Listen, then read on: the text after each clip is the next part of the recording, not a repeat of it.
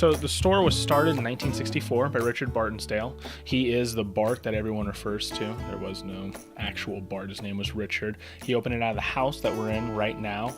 It was a small honeymoon cottage from the 30s, and he kind of set it up so that his yard was gradually going to be expanded by bookshelves, and then grew and grew and grew until it's this fabulous location we have now. He was in the military at some point, and he had been to a small town in the UK where the whole town is set up like a bookstore. There's shelves everywhere. Every shop, whether it's a bookstore or not, restaurant, has shelves where you can buy books as well. So he got that idea that he wanted to do that, and there's only so many places where weather will permit it. I mean, in the UK, they just went about it anyway, but he decided California was probably the place to do it. So by the time he got to Ojai, he had a pretty clear idea of what he wanted done.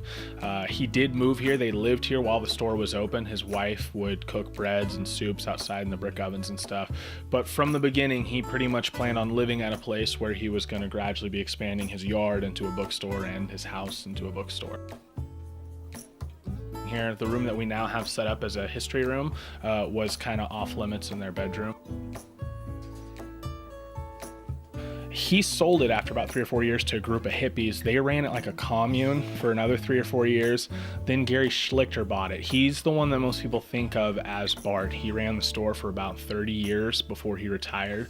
And then the same owners that bought that are the current owners. It's been about 12 years since they've owned it. So Gary was looking to retire, and someone else said, hey, let's keep the tradition going. I'd say we're probably about 97, 98% used. We have a few 100,000 books here, none of them cataloged, and our new section is about 1,200 titles maybe. We're set up in such a manner that we don't have a catalog.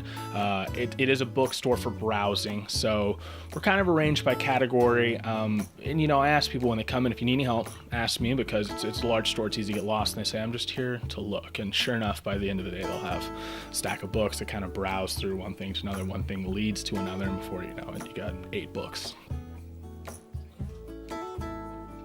Those shelves have always been there. They've gotten facelifts over the year, but they're kind of the last stand books. So those are all 50 cents, and they're just kind of out there so that when we're closed, people can still browse. We leave them out there. There's a slot in the door where you can put money in. The cat. Yeah. There's been many cats, so we try and keep that tradition going as well. A big thing that people think of when they think of used bookstores is a cat, because you need a mouser. This cat's incredibly lazy. He's not a very good mouser, but just him being around does keep the mice at bay. This cat's Pygmy. It's a Norwegian Ridgeback of some sort. It looks like a big old Maine Coon cat.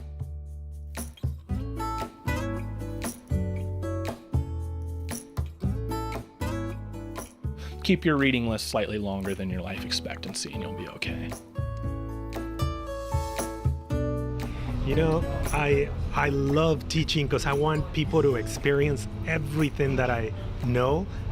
And it's also educational. I see it this way, to get younger generations to start doing it, because it's becoming a lost art.